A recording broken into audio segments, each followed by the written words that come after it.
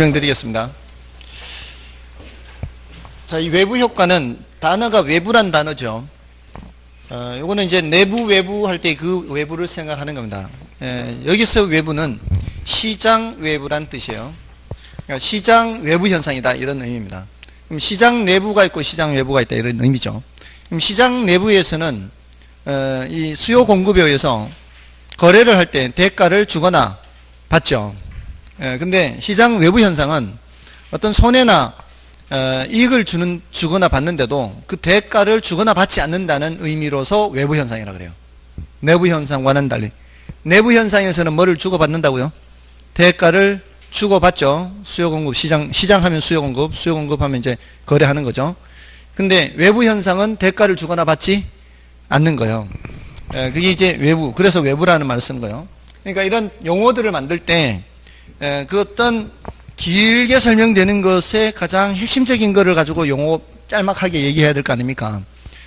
얘기할 때마다 긴 말을 다 하면은 굉장히 비효율적이죠. 그러니까 그 단어에서 그 긴 내용을 연상을 할 수 있도록 해야 되겠죠. 이 단어 외부 효과에서 긴 내용을 연상을 해야 돼요. 여기는 정의 외부가 있고요. 부의 외부가 있어요. 정의 외부는 의도하지 않는 이익을 주면서 그 대가를 받지 않는 현상을 말해요. 그러니까 대가를 받지 않기는 않는데 이익을 주면서 대가를 받지 않아요. 근데 그게 의도한 거예요? 의도하지 않은 거예요? 의도하지 않은 거예요. 요거를 외부 경제라고도 하는데 반대 현상을 부의 외부라 하고요. 외부 불경제라고도 해요.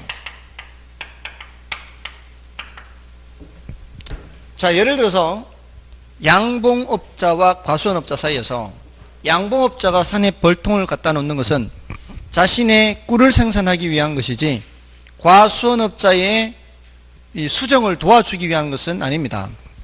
그렇지만 과수원의 꽃, 자연수정을 도와주게 되죠. 그러면서 과일 생산량이 늘어날 수가 있습니다. 물론 자신도 꿀을 더 가져오는 것도 있기 때문에 자신도 혜택을 보는 것도 분명히 있기는 합니다.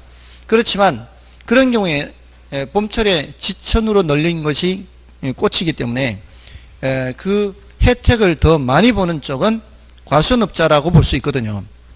자, 그런데 이 양봉업자 입장에서는 과수원 옆에 갖다 놓든 다른 곳에 갖다 놓든 자신의 꿀 생산에 큰 차이가 없다라면 굳이 과수원 옆에 갖다 놓을 이유는 없습니다.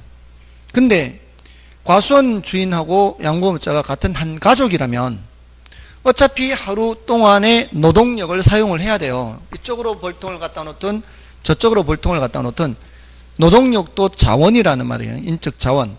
근데 어떤 쪽으로 갖다 놓으면 사회 전체적으로는 더 좋다고 볼 수 있어요. 과수원 옆에 갖다 놓으면 더 좋다고 볼 수 있잖아요. 그 자원, 인적 자원을 이용해서 조금이라도 과일 생산을 더 늘릴 수 있는 기회가 있음에도 불구하고 자, 이 대가를 받는 것이 없기 때문에 남남이기 때문에 굳이 거기 갖다 놓는 게 아니라 다른 쪽에 갖다 놓을 수도 있는 거죠. 자신한테는 별 차이는 없지만 사회 전체적으로 봤을 때는 더 많은 과일 생산을 할 수 있는 기회를 잃어버린 거죠. 그게 바로 뭐예요? 자원을 효율적으로 사용하지 못한 겁니다. 그래서 더 많은 과일 생산의 기회를 잃어버리니까 과소생산이라는 비효율이 나타나는 거예요. 노동력을 비효율적으로 사용했으니까.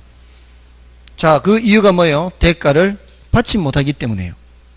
자, 그러니까 정부가 개입해서 그때는 보조를 하는 거죠. 보조. 그러니까 이런 현상이 나타날 때는 이게 나타나면 좋은데 나타나게 된다, 안 나타나게 된다. 안 나타나게 된다는 거죠. 그러니까 뭐예요? 과소 생산이 되고 이때 정부가 보조를 하는 거죠. 양봉업자한테 5만 원 줄 테니까 저쪽으로 갖다 놔주세요. 그러면은 기왕이면 똑같은 노동력인데 5만 원 받으면 당연히 그쪽으로 갖다 놓죠. 그래서 과일 생산량이 늘어나면은 그 과일이 유통되는 과정에서 부가가치가 생기고 정부는 세금 거둘 수가 있고 자, 그러면은 결국 사회 전체적으로는 더 자원 배분이 더 개선되는 거죠. 자, 이렇게 하는 거고요. 부의 외부 효과, 외부 불경제는 그 반대예요. 의도하지 않는 손해를 끼칩니다. 시멘트 공장이 들어서서 이웃 주민들한테 분진을 날려서 건강을 해칩니다. 그러게 되면은 병원비, 의료비 발생하는 거죠. 자, 이렇게 하는 것이 의도하는 거예요. 의도하지 않는 거예요. 의도하지 않는 거란 말이에요. 그럼에도 불구하고 해를 끼치긴 끼치죠. 근데 대가를 지불해야 하네요. 지불하지 않는단 말이에요. 그러니까 시멘트 공장 입장에서는 시멘트 생산 원가를 낮게 잡습니다. 대가를 지불한다면은 높게 잡아야 되죠.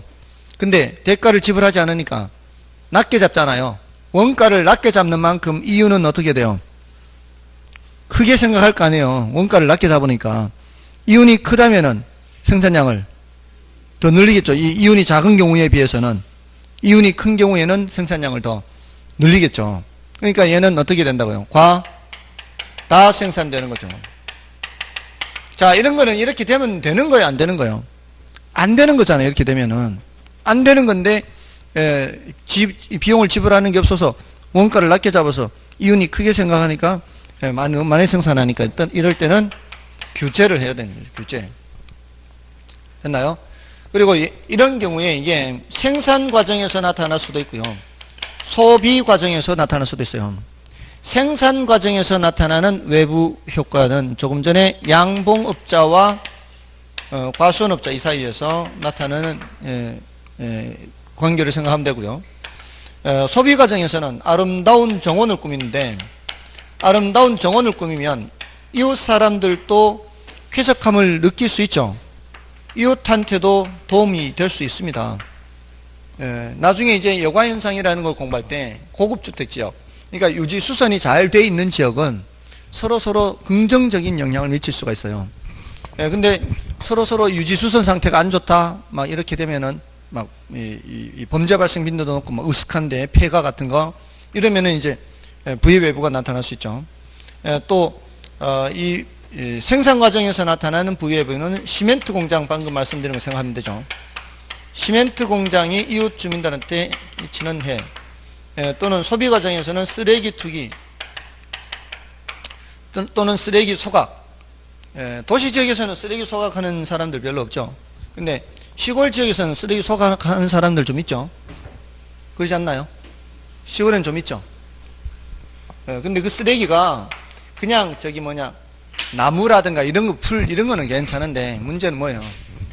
화학 제품이죠. 화학 제품 쓰레기를 태울 때는 그 굉장히 독한 그 발암 물질들이 많이 발생한단 말이죠. 그러면은 그 이웃 주민들한테는 많은 해를 끼치지 않겠습니까? 혹시 보셨나요? 혹시 시골에 뭔가 있나요? 시골에? 삼생활권에서도 태워요? 바로 신고해야 되죠, 그러면.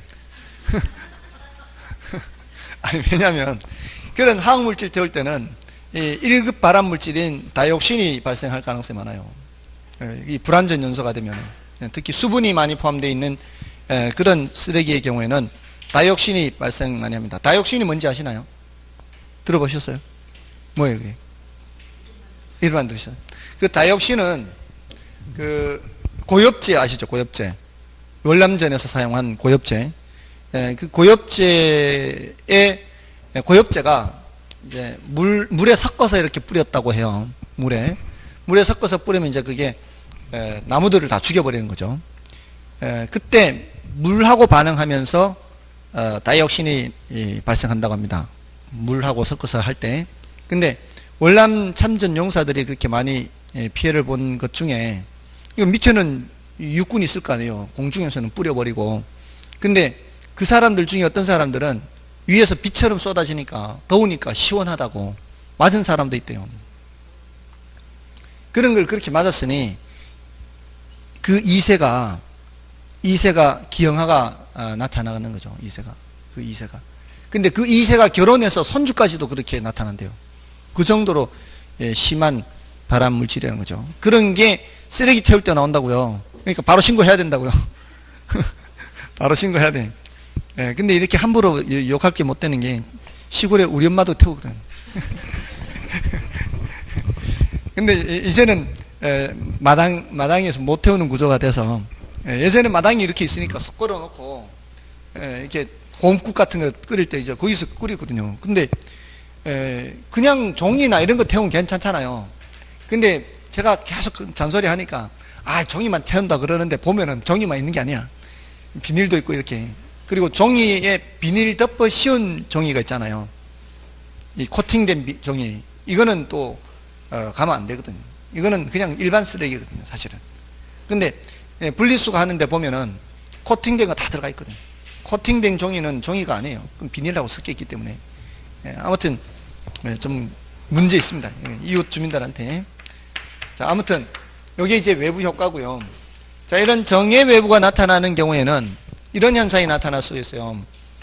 이제 핌휘라 그래. 핌휘. Please in my front yard 그래요.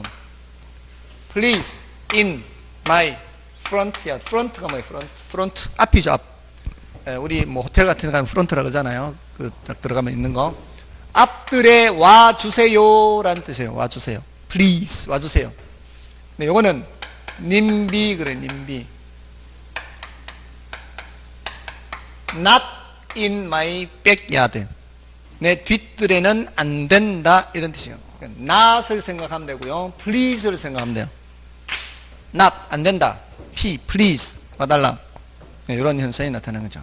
자, 이게 이제 외부 효과입니다. 자, 이제 교재에서 좀 체크를 해드리고요. 다음 주제로 넘어가겠습니다. 자, 교재에서는 자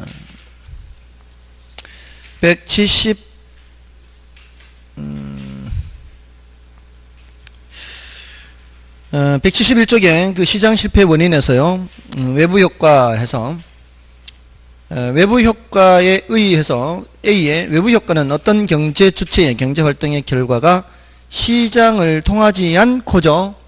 시장 내부 현상이 아니다 이 말이죠. 그리고 대가를 주거나 받지 않고의 의미죠. 그게 다른 경제 주체의 후생이라는 것은 효용 또는 만족도로 번역할 수 있어요. 그 효용 또는 만족도에 영향을 주는 것을 말하고요. 시장 내부에서 발생하는 현상이 아니라 시장 외부에서 발생하는 현상이기 때문에 외부 효과라고 하고요. 외부 효과가 시장 내에서 대가를 주고받게 되는 경우에는 내부화된다고 합니다. 다음에 그 밑에 니은에 보시면은 정의 외부 효과에서 정의 외부 효과란 어떤 경제 주체의 행위가 제3자에게 의도하지 않는 편익을 주면서도 그 대가를 받지 않는 현상을 말해요. 뭐 생태공원이 조성되는 경우도 그렇게 생각할 수가 있겠죠. 그 뒤에 거는 이제 여러분이 보시고요. 넘어가시면은 부의 외부 효과에서 외부 불경제. 자, 그 C는 일단 생각하지 마세요. A, B까지는 읽어 주시더라도 C는 생각하지 마시고 부의 외부 효과에서 외부 불경제에서 부의 외부 효과란 어떤 경제 주체 행위가 제3자에게 의도하지 않는 손해를 끼치면서도 그 대가를 지불하지 않는 현상을 말하고요. 시멘트 공장이 건설되는 경우 인근 주택시장에 미치는 영향 그 예가 될 수가 있습니다. 다음에 일단 B까지는 읽어 주셔도 돼요. 설명은 다 드렸으니까. 근데 C, D는 나중에 말씀드릴게요. 그 C, D가 바로 뭘 말하는가 하면은 오른쪽 페이지의 그 그래프입니다. 오른쪽 페이지 그래프는 나중에 하도록 할 테니까 일단 그게 C, D의 내용이에요. 그리고 그 맨 위에 C의 내용입니다. 생태공원 조성 뭐 이런 거 있죠. 그러니까 이런 것들은 나중에 하겠습니다. 그리고 173쪽에 외부 효과에 대한 대책이 있죠. 자, 요것도 나중에 하겠습니다. 요거는 좀 더 설명이 필요하니까. 자, 넘어가셔서 공공재로 가십시오. 방금 이제 외부 효과 했어요. 외부 효과는 분량이 좀 많고 할 게 좀 있죠. 다음에 이제 공공재는 아까 두 개 단어 체크하라 그랬죠. 공공재에서 비배제성으로 인해 그 대가를 지불하지 않아도 이용하는 것을 배제할 수 없다. 따라서 무임승차. 자, 비배제성 체크하고 무임승차 이런 단어들을 체크해야 되겠죠. 그래서 이러한 재화의 생산을 시장에 맡기면 과소 생산되는 비효율이 발생하죠. 그 다음에 어떤 성질이 있어요 또? 비경합성이라 그랬죠. 비경합성으로 인하여 공동 소비를 하는 특징이 있는 재화로서 양의 가격을 매기는 것 자체가 비효율이 되는 재화를 말한다. 자, 요거는 난이도가 높으니까 신경 쓰지 마세요. 아까 말씀드렸죠. 비경합성은 이 난이도는 높아요. 중요도는 낮고요. 요거 설명하려면 이제 경제학을 설명해야 되기 때문에 이거는 일단은 이런 게 있다는 정도로 하고 지나가십시오. 다음에 오른쪽에 불완전 시장 비대칭 정보. 아까 불완전 시장에서는 여러 시장 중에서도 독점이나 과점이 문제가 된다 그랬죠. 특히 독점 과점이 문제가 돼서 이런 것들을 규제를 하게 되고요. 다음에 비대칭 정보. 아까 역선택 또는 도덕적 해이 이런 단어 말씀드렸죠. 역선택 또는 도덕적 해이가 발생하여 자원 배분이 비효율적이 되고. 다음에 넘어가셔서 정부 개입과 정부 실패. 정부의 시장 개입과 정부 실패 이렇게 돼 있죠. 정부가 개입하더라도 시장 실패 원인을 제거하여 시장 실패 수정하고자 정부가 시장에 개입하지만 정부의 개입이 자원 배분의 효율성 문제를 개선시키지 못하거나 오히려 악화시키는 것을 정부 실패라고 합니다. 따라서 정부 실패로 인해 사회적 후생 손실이 발생할 수 있다. 자, 이게 사회적 후생 손실이라는 말은 효율성 상실로 번역할 수 있어요. 효율성 상실. 효율성 감소 또는 효율성 상실. 효율성이 떨어지는 거예요. 그걸 사회적 후생 손실 이렇게 표현하고 있는 겁니다. 효율성이 오히려 낮아지는 거죠. 효율성을 개선시키려고 하는 정부의 노력이 오히려 효율성을 떨어뜨릴 수 있다. 정부 실패가 나타날 수 있다. 그게 사회적 후생 손실로 표현되어 있는 겁니다. 자, 밑에 이제 시장 개입 수단 있죠. 자, 시장 개입 수단에서는 직접 개입, 간접 개입, 토지형 규제, 이 중에서도 직접 개입, 간접 개입 위주로 보시라고 그랬죠. 자, 일단 괄호 3번의 직접적 개입 수단에서는 동그라미 1, 2, 3, 4번만 일단 보세요. 5번은 나중에 말씀드릴 거니까요. 아까 1, 2, 3, 4번까지만 말씀드렸어요. 아시겠죠? 5번은 나중에. 그 다음에 간접적 개입에 이것도 마찬가지 넘어가시면은 그 어디 넘어가시기 않고 의에 있죠. 의에. 기본적으로 시장의 틀을 유지하면서 수요자나 공급자에게 제공하는 각종 금융이란 단어, 조세란 단어, 지원이란 단어, 보조 또는 부담금 이런 단어들을 체크하면 되겠죠. 그런 것들을 구별만 하면 되고요. 그 위에 있는 토지은행 제도 있죠. 요거는 나중에 설명드릴 테니까 일단은 이런 게 있다. 아까 토지은행 제도는 어디에 속하는 거예요? 직접적 개입에 속하는 거죠. 그리고 토지정책의 일종입니다. 토지비축제도. 자, 그 내용은 나중에 말씀드리겠습니다. 지금은 넘어가시고요. 다음에 토지이용 규제. 요거는 아까 토지이용 규제는 지역지구제가 대표적이라고 그랬죠. 그러니까 토지정책의 대표적이기도 하고요. 지역지구제는 토지이용 규제의 대표적인 것이기도 합니다. 됐나요? 자, 근데 그거 뭐라고 되어 있어요? 그 토지이용 규제는 개인의 토지이용을 사회적으로 바람직한 방향으로 유도하기 위해 법적, 사회적 조치에 의해 구속하고 제한하는 수단을 말한다. 바람직한 방향으로 유도, 요게 키워드죠. 바람직한 방향으로 유도. 그러니까 지역지구제라는 게 뭐예요? 제일 중요한 게 용도 지역이지 않습니까? 용도 지역상 주거지역, 상업지역, 공업지역, 주상공이죠. 자, 이렇게 주상공, 녹지지역, 도시지역을 그렇게 구분하는 이유는 뒤죽박죽이 되어 있으면은 비효율적인 이용이 될 수가 있는 거죠. 그래서 그런 지역지구제, 바람직한 방향으로 유도하는 거예요. 그렇게 해놓고 이렇게 이용하세요 하는 거잖아요. 건축규제도 그렇고요. 토지구역규제도 그렇고. 자, 이제 토지정책으로 넘어가겠습니다. 이건 뭐 그런 게 있다는 정도고요. 중요한 건 요 두 개죠. 자, 이제 지역지구제. 여기서는 이제 지역지구제가 그나마 제일 중요하고요. 얘네들도 알긴 알아야 됩니다. 언급이 좀 됐는데 오늘은 여기까지 하는데 일단 오늘은 요거는 아까 이제 나중에 말씀드린다 했고 요거까지는 말씀드리고 바로 임대료 규제로 들어갑니다.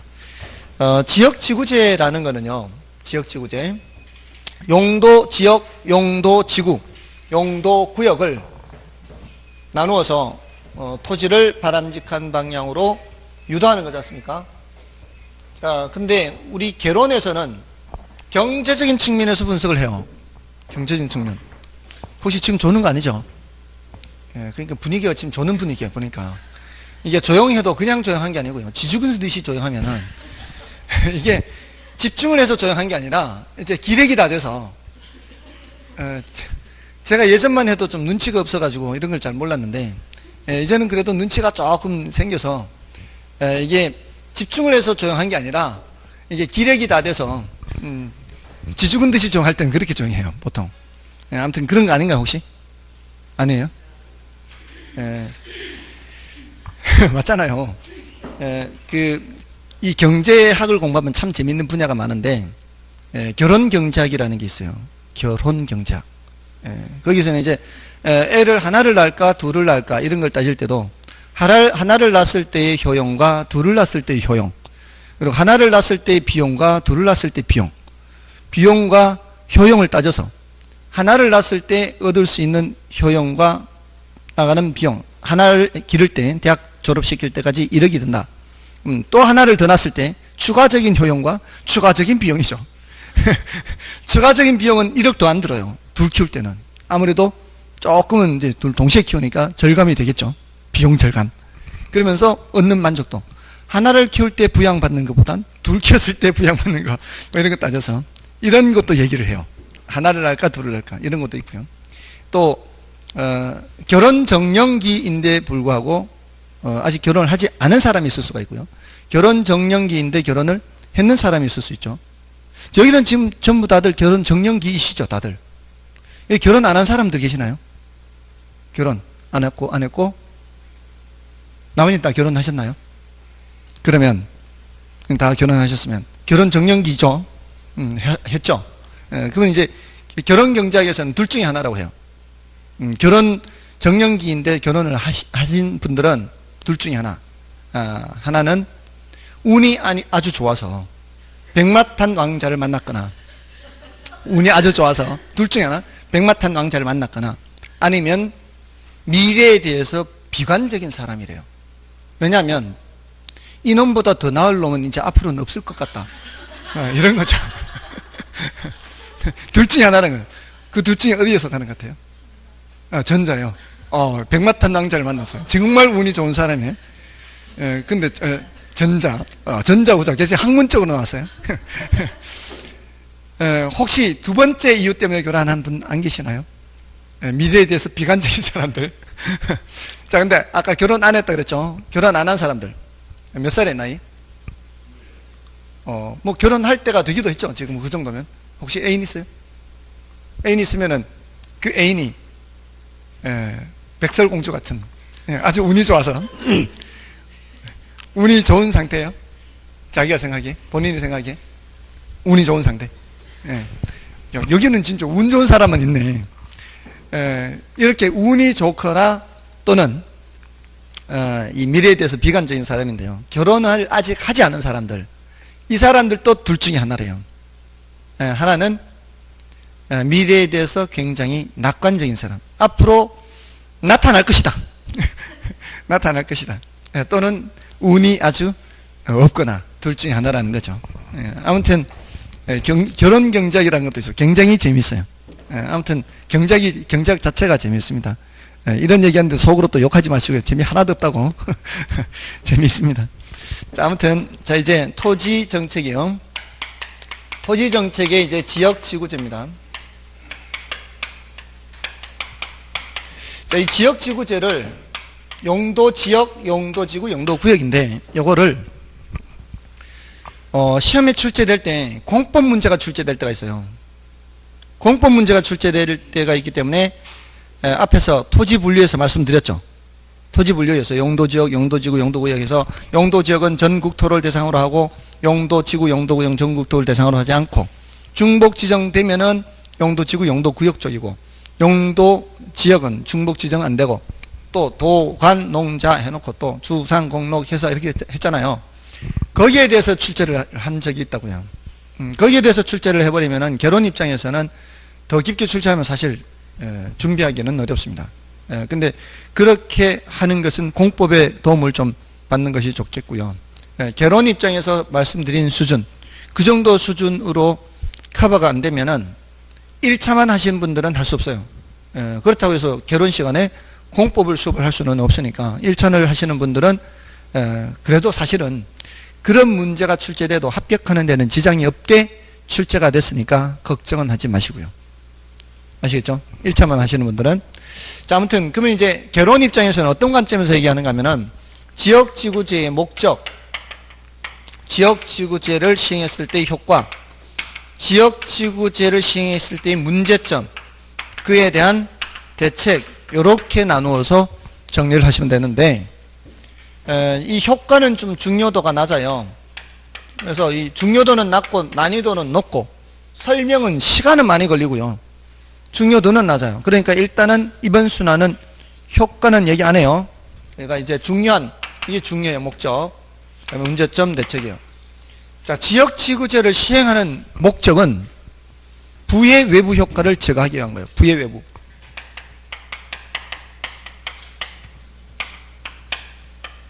또는 감소, 또는 미리부터 방지, 이런 거예요. 부의 외부가 뭐예요? 조금 전에 했죠. 서로 좋지 않은 영향을 미칠 수 있는 거예요.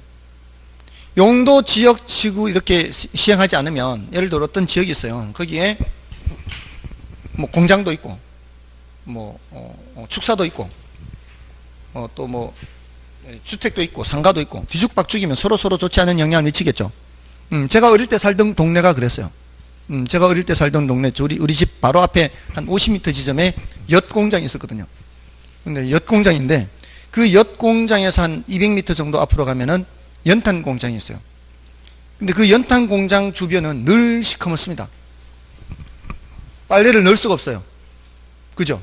탄가루가 날리니까. 혹시 살아보셨나요? 안 살아보셨어요? 그렇게까지 나이가 많지는 않죠. 연탄 공장 옆에 살았을 정도로 나이가 많지는 않죠. 왜냐하면 그 당시는 연탄 공장이 꽤 있어서 연탄 공장에 사는 사람이 좀 있는데, 이제는 연탄 공장을 주변에 거의 찾아볼 수가 없죠. 근데 그 또 연탄 공장 왼쪽으로 한 100m 가면은 성냥 공장이 있었어요. 성냥 공장에 불 나는 게 연중 행사입니다. 그럼 그 옆집은 뭔 죄가 있겠어요? 하여튼 우리 동네가 그랬어요. 그리고 보니까 또 수건 공장도 있었네. 그게. 하여튼 공장도 있고요. 그리고 우리 집에는 축사도 있었어요. 돼지우리. 동네 구성물은 다 우리 집으로 오는 겁니다. 돼지 먹이려고. 자, 그러면 여름에 비 오면 난리 나는 거죠. 이제 냄새가. 우리는 어떻게 살았겠어요? 우리도 살았는데 옆집도 그렇고 이 동네 자체가 뒤죽박죽이에요. 동네 자체가. 자, 그런 동네가 지금은 공장 하나 없는 거죠. 그 당시는 도시계획이라는 게 없었으니까. 그때 서로 안 좋은 영향을 미치는 거죠. 근데 이제 도시계획을 하면서부터는 이제 헐고 새로이는 못 들어오는 거죠. 새로이는 못 들어오는 거예요. 그러니까 어떻게? 부의 외부 효과가 제거되는 거죠. 그리고 이런 신도시를 개발할 때는 처음서부터 못 들어오게 규제를 하는 거죠. 처음서부터. 방지를 하는 거, 방지. 기존의 지역은 제거하고, 또는 감소시키고. 됐나요? 이게 가장 중요한 목적이에요. 지역지구제의 목적. 시험에 엄청 많이 나왔습니다. 그 다음에 이제 문제점이 뭔가면은, 자, 이게 지역지구제는 부의 외부 효과를 제거한다 그랬죠. 이러면은 이 시장 실패 수정이라는 측면에서 개입하는 거예요. 사회적 목표를 달성하는 측면에서 개입하는 거예요.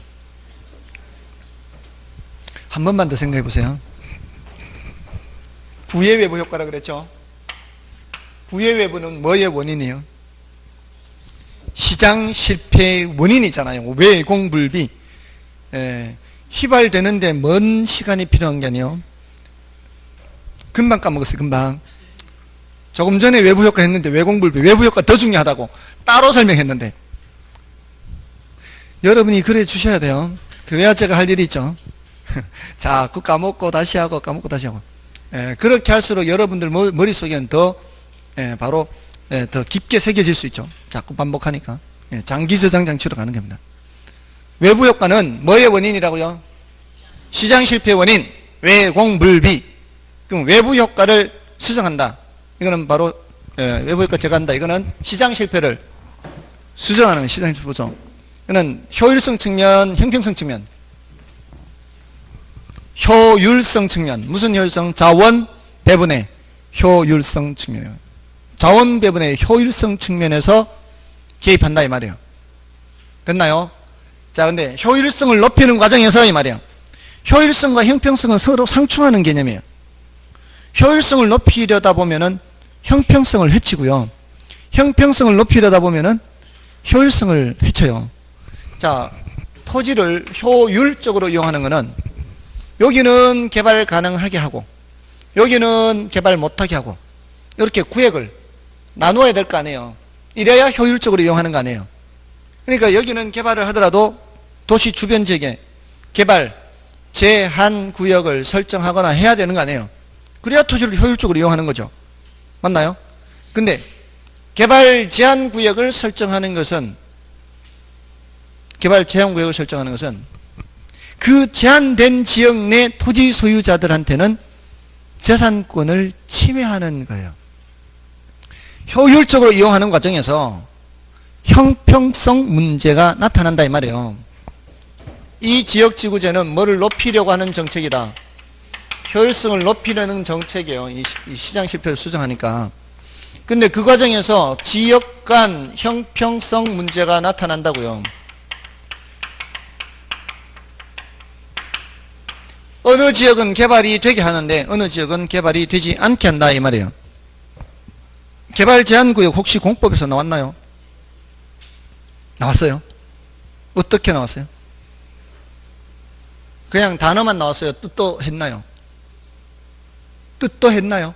뜻, 개발 제한구역의 뜻, 정의는 안 했나요? 말을 하세요. 말을 했는지 안 했는지. 했습니까? 뜻도 했습니까? 정의.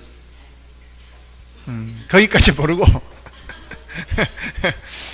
그럼 제가 말씀드려 볼 테니까 했는지 안 했는지 한번 확인해 보세요. 개발 제한구역은 도시의 무질서한 확산을 방지하고 도시민의 건강한 생활 환경을 보호하며 국가안전보장상 국방부 장관 요청에 의하여 했네요. 지난주에 뭐 결혼이든 뭐든 다 포맷돼가고 남는 게 없어요. 순수해서 앞으로 계속 그래주세요. 그래야 가르치는 사람들이 계속 할 일이 있죠. 할 일이. 책을 안 읽었어요. 개발 제한구역은 그 세 가지 이유. 첫째, 도시의 무질서한 확산 방지하는 거예요. 무질서하게 확산되면 안 되니까 그린벨트로 묶어야죠. 둘째, 도시민이 녹지 공간이 좀 있어야 될 거 아니에요. 물론 도시지역 안에도 녹지 지역이 있긴 하지만 그것만으로도 부족할 때는 뭘 지정하는 거예요? 개발 제한 구역을 지정하는 거죠. 도시민의 건강한 생활 환경을 보호하고, 세 번째 무슨 이유로? 국가 안전 보장 이유로 국방부 장관 요청에 의해서 지정을 하게 되는 거예요. 자, 그러면은 그게 지정이 되면은 공익을 위한 거예요, 사익을 위한 거예요? 공익을 위한 거죠. 공익을 위했는데 침해되는 거는 거기 지역에 있는 사람만 침해되잖아요. 그러면 뭐를 해줘야 돼요? 보상을 해야 될 거 아니에요. 근데 보상이 없습니다. 하나도 없어요. 하나도. 개발 제한구역, 전국의 개발 제한구역 보상 규정 하나도 없습니다. 군사시설 보호구역 하나도 없습니다. 문화재 보호구역 없습니다. 자연공원구역 이런 거 없습니다. 하나도 없어요. 자연환경 보전지역 이런 데도 없어요. 보상 규정이 없다고요. 수용하거나 강제로 수용하거나 강제로 사용하는 경우에는 보상 규정이 있어요. 근데 제한하는 경우에는 보상 규정이 없어요. 자, 그러니까 그 사람들은 분명히 침해를 입고 있잖아요. 그러니까 뭔 대책이 필요하다고요. 거기에 대한 대책이 필요하다고요. 그럴 거 아니에요. 그래서 나온 대책이 바로 이 TDR이에요. TDR. 개발권 양도제라 그래. 개발권 양도제.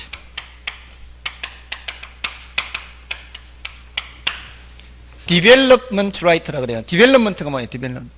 개발이라는 뜻이에요. Develop 하면 개발. 개발하다. Right는 권리요. 그러니까 Development Right가 개발권이에요. 개발권. 여기 DR이 개발권. T가 뭔가 하면 Transfer라는 거예요. Transfer가 뭐예요? 트랜스 뭐 바꾸는 거죠. 트랜스포머 하죠. 트랜스폼이 뭐예요? 트랜스폼. 폼을 바꾸는 거예요. 모양을 바꾸는 거. 트랜스포머. 모양을 바꾸는 사람, 모양을 바꾸는 물건 이렇게 되는 거죠. 트랜스포머 아시잖아요, 다들. 그 트랜스퍼는 바꾸다, 이전하다 이런 뜻이에요. 트랜스퍼러블 하면은 이전할 수 있는 이런 뜻이에요. 이전할 수 있는. 지하철 1호선, 2호선 이렇게 교차할 때 보면은 영어 안내로 나올 때 you may transfer to line number 2 뭐 이런 식으로 이렇게 안내 나오죠. 트랜스퍼 옮겨 타다 바꾸다 이렇게. 그러면 양도 여기는 이전하다 이전 제도 이렇게도 번역할 수 있겠죠. 뭐를 이전하는 거요? 개발권을 이전한다 또는 양도한다는 거예요. 자, 그럼 어떻게 하는가 하면 이렇게 여기에 개발이 제한됐고요. 여기 개발이 가능해요. 개발이 가능한 지역에 이만큼 개발을 할 수가 있어요. 이만큼 개발할 수 있어요. 자, 근데 여기는 못하게 하고 있잖아요. 그러면 여기에도 이렇게 당신 개발할 수 있어요. 개발할 수 있는 뭐를 주는 거예요? 권리를 주는 거예요. 개발할 수 있는 권리를 주는 거예요. 권리. 근데 여기다 짓지는 못해요. 이쪽에 땅을 갖고 있으면 이쪽에다가 더 지을 수 있어요. 더 지을 수 있어요. 이쪽에 땅을 갖고 있으면. 또는 이쪽에 있는 사람은 더 지으려면 이 사람한테 가서 권리를 사가지고 와야 돼요. 권리 좀 파세요. 그래서 권리를 사오는 대신에 뭐를 줘야 돼요? 대가를 줘야 되겠죠. 자, 그렇게. 그러니까 토지를 파는 게 아니에요. 토지 소유권은 갖고 있고 그대로. 뭐만 파는 거요? 개발권만 파는 거죠. 자, 그래서 이쪽 지역이 더 개발될 수 있게 하는 거예요. 개발 가능 지역이 더 개발될 수 있게. 됐나요? 자, 이게 무슨 제도? 개발권 이전 제도예요. 우리나라는 요거 시행하고 있지 않아요. 없어요. 근데 만약에 이게 시행이 된다면 어떤 현상이 나타날 수 있을까요? 시행이 된다면 중개사무소에 개발권 나온 거 좀 있나요? 이렇게 알아보는 오는 사람이 있겠죠. 또는 우리 개발권 좀 팔아주세요. 이렇게. 뭐는 그대로 둬도, 토지는 그대로 둬도 뭐만 거래될 수 있다고요? 개발권만 거래될 수가 있겠죠. 근데 우리나라는 시행하고 있지는 않다고요. 그렇지만 시험에는 나온다고요. 여기에 대한 대책. 됐죠? 다음에 경직성 문제가 있어요. 경직성 문제. 경직성 문제는 사회 변화에 따라 신축적으로 적응하지 못하는 것을 말해요. 자, 공법에서 그러면은 도시관리계획은 배우셨나요? 도시기본계획 관리계획. 도시관리계획은 타당성 검토를 몇 년마다 한다? 그건 다들 아시네. 자, 계획이라는 게 뭔지 아시죠? 계획. 이 도시계획뿐만이 아니라 일반적으로 우리가 계획이라고 하는 것은 앞으로 어떻게 하겠다라는 게 계획이잖아요. 그죠? 근데 도시계획도 마찬가지겠죠. 이 도시를 어떻게 하겠다. 도시의 장기 발전 방향을 제시하는 것은 도시 기본계획이고, 구체적으로 집행계획은 도시관리계획이죠. 앞으로 어떻게 집행을 하겠다라는 청사진을 제시한 거 아니에요. 근데 자, 작년에 도시관리계획을 수립했어요. 그러면 이제 언제 타당성 검토를 해요? 몇 년 후에?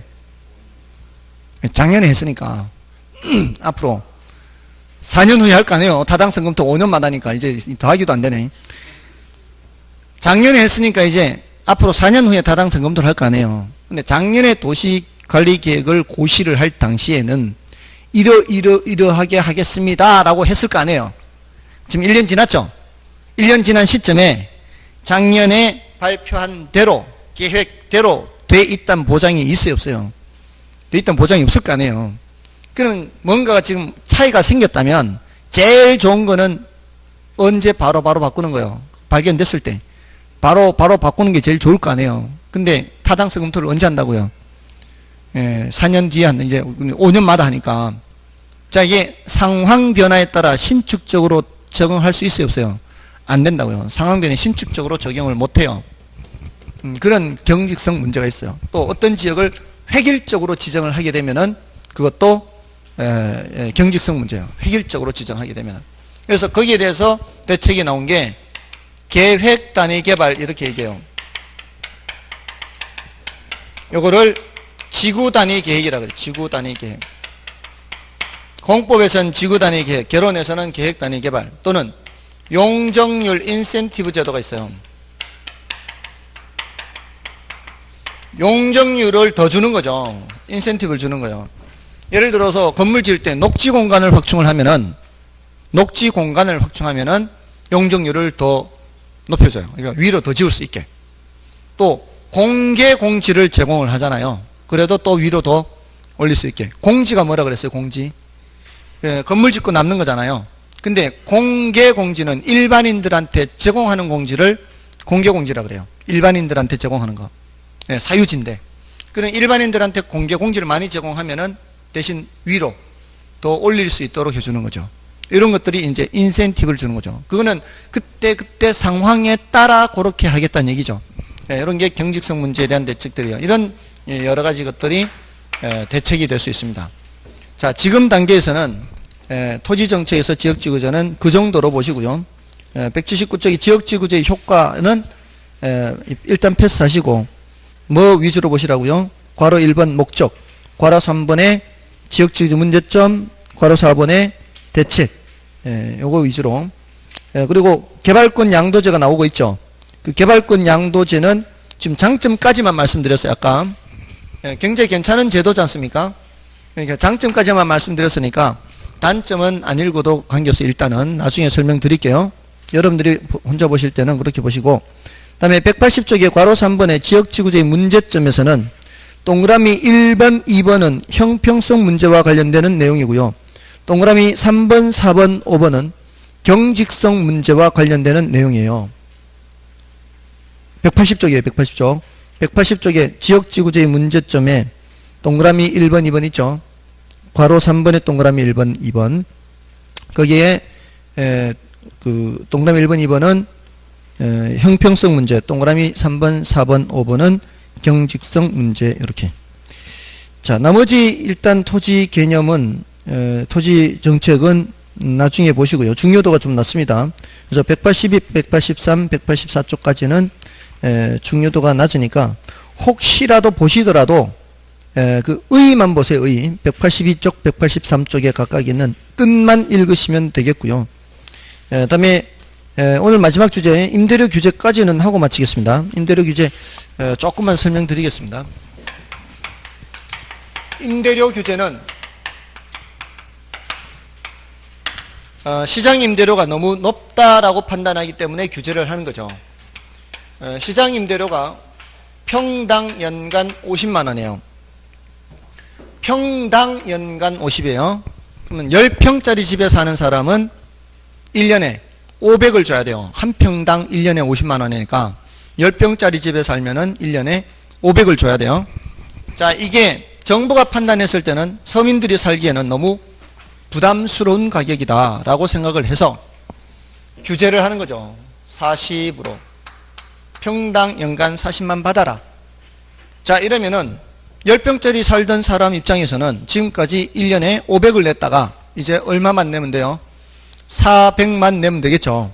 자, 그런 식으로 규제를 하는 거예요. 임대인을 규제하는 거죠. 자, 그러면 임대인 입장에서는 어떻게 되겠어요? 지금까지 500 받다가 400밖에 못 받게 되는 거죠. 자, 이렇게 시행을 했을 때 나타나는 효과를 대답해야 되는데요. 임차인 입장에서 한번 생각해 보고요. 임대인 입장에서 한번 생각해 보세요. 그러면 시장에서는 어떤 현상이 나타나는가? 자, 여러분들이 10평짜리 집에 살던 수요자라고 생각해 보세요.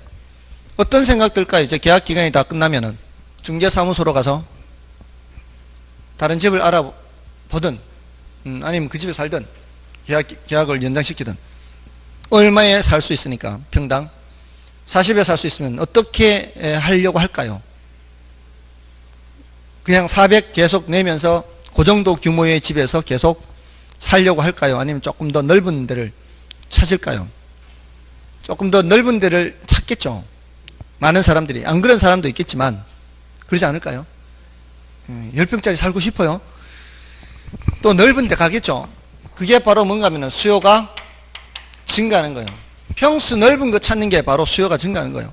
그 사람만 평수 넓은 거 찾는 게 아니라 다른 사람들도 평수 넓은 거 찾겠죠. 이게 뭐가 증가하는 거라고요? 수요가 증가하는 거예요. 그냥 한 채에서 두 채, 두 채, 세 채, 이게 수요가 증가하는 게 아니라 평수 넓어지는 것 자체가 뭐가 증가하는 거라고요? 수요가 증가하는 거라고요.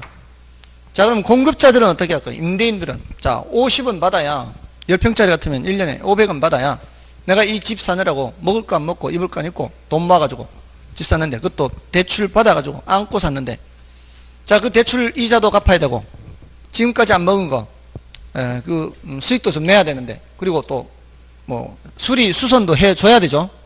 자, 이런 수리, 수선 해줘야 되고, 자, 이런 비용이 발생하는데, 500은 돼야 그래도 좀 수익이 있는데, 400밖에 못 받으면 수익이 없죠. 그럼 어떻게 할까요?